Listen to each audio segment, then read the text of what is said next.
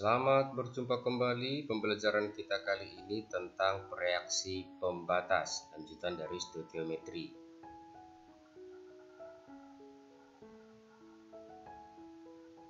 Dalam reaksi kimia, mol zat-zat bereaksi yang ditambahkan tidak selalu sama dengan perbandingan koefisiennya.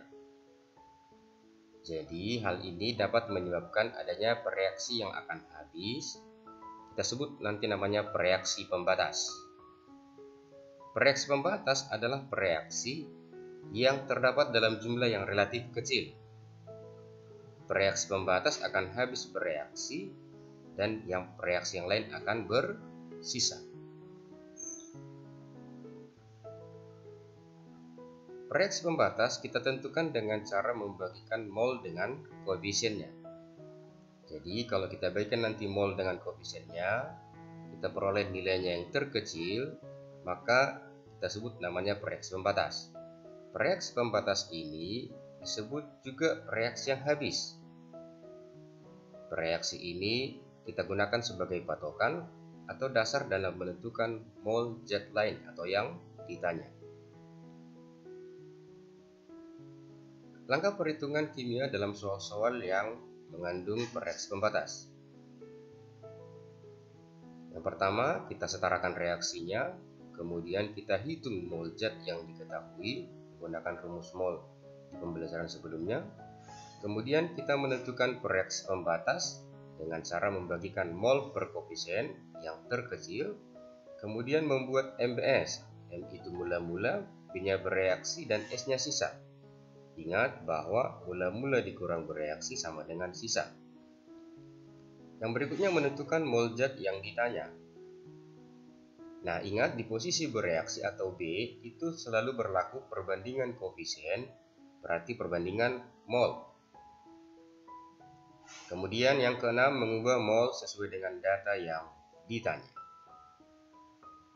Contoh yang pertama, 4 mol gas nitrogen direaksikan dengan 6 mol gas hidrogen sesuai dengan reaksi N2 tambah H2 menghasilkan NH3. Tentukan reaksi pembatas, reaksi sisa dan molnya mol NH3 yang terbentuk. Kita lihat bahwa reaksi ini belum setara, jadi kita wajib menyetarakannya. N2 di kiri, maka biar setara kita tambahkan 2 di kanan. Kemudian H di kanan jadi 6, kita tambahkan koefisien H2 sebanyak 3. Nah, yang diketahui N2-nya 4 mol, H2-nya 6 mol, jadi N2 kita buatkan mol per koefisiennya. Mol per koefisien, jadi untuk N2 4 per 1, maka dapat 4. Untuk H2, mol per koefisiennya adalah 6 per 3, maka dapat 2. Dari angka ini kita ketahui bahwa 2 lebih kecil daripada 4, maka kita peroleh H2 sebagai reaksi pembatas. Kemudian kita hitung menggunakan reaksi setaranya dan kita buat mula-mula bereaksi sisa. Di mula-mula sudah diketahui N2-nya 4 mol, H2-nya 6 mol. Nah, dari angka reaksi pembatas kita ketahui tadi bahwa H2 reaksi pembatas. Kalau H2 reaksi pembatas berarti sisanya adalah 0. Jadi saya dicoret di bawah, kita buat 0 atau garis. Mula-mulanya 6 berarti bereaksinya sebanyak 6. Kemudian dari koefisien bisa kita cari mol zat lain. Untuk mol N2 kita cari dari perbandingan koefisiennya. Koefisien N2 1 per koefisien H2 1 per 3 dikali 6, maka dapat 2 mol. Jadi kalau kita cari sisanya adalah N2-nya sebanyak 2 mol.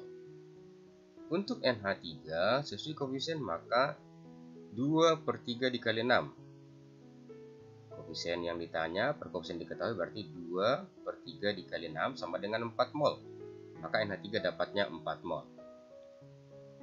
Jadi dari data di atas kita peroleh bahwa reaksi pembatasnya adalah H2. Kemudian reaksi sisanya N2 sebanyak 2 mol. Dan mol NH3 yang terbentuk sebanyak 4 mol. Contoh 2, sebanyak 10,8 gram logam aluminium direaksikan dengan 300 ml asam sulfat 1 molar menurut reaksi berikut. Hitunglah massa aluminium sulfat yang terbentuk, Kemudian volume gas hidrogen yang terjadi pada kondisi 0 derajat 1 atm. AR masing-masing dikasih tahu. Nah, reaksi ini juga belum setara, maka kita wajib setarakan. Aluminium di kanan 2, maka di kiri kita buat angka 2. Kemudian S di kanan 3, di kiri kita buat 3 koefisiennya. H di kiri jadi 6, di kanan kita buat 3 supaya 6. Nah, aluminium kalau kita cari molnya sama dengan gram per air. Gramnya dikasih tahu 10,8, airnya 27, maka dapat 0,4. Untuk asam sulfat H2SO4, maka mencari molarnya sesuai data kita menggunakan molar kali volume. Molarnya 1, volumenya 0,3 liter. Kita harus menggunakan liter, maka dapat 0,3 mol. Nah, untuk mencari reaksi pembatas, ingat mol kita bagikan dengan koefisien. Jadi untuk aluminium, molnya ada 0,4, koefisien setelah direaksi tarakan 2, maka dapat 0,2 hasilnya. Kemudian untuk asam sulfat, molnya 0,3, koefisiennya 3, maka setelah dibagikan adalah 0,1. Dari data ini kita peroleh bahwa 0,1 lebih kecil daripada 0,2, maka H2SO4 sebagai reaksi pembatas. Kita buat reaksinya, kemudian kita buatkan mula-mula reaksi sisa.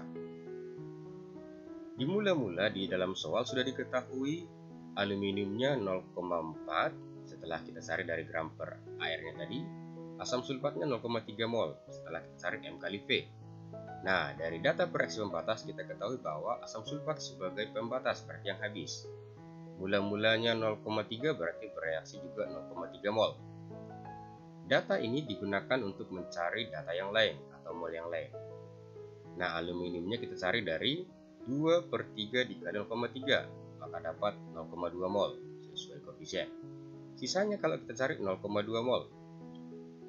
Nah, kita mencari aluminium sulfatnya juga sesuai koefisien, berarti 3:1, berarti 1/3 dikali 0,3 sama dengan 0,1 mol. Kemudian untuk H2 sesuai koefisien maka juga 0,3 mol.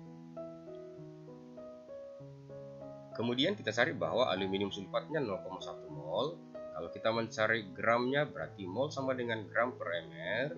Kita masukkan nilainya 0,1 gram per mr dari asam aluminium sulfat sebanyak 342. Dapatlah gramnya 34,2 gram.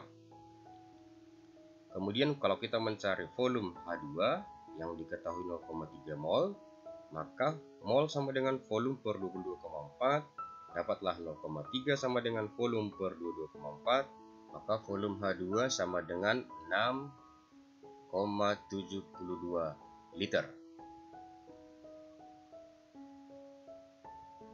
Oke, saya berikan 3 soal latihan di sini tentang reaksi pembatas.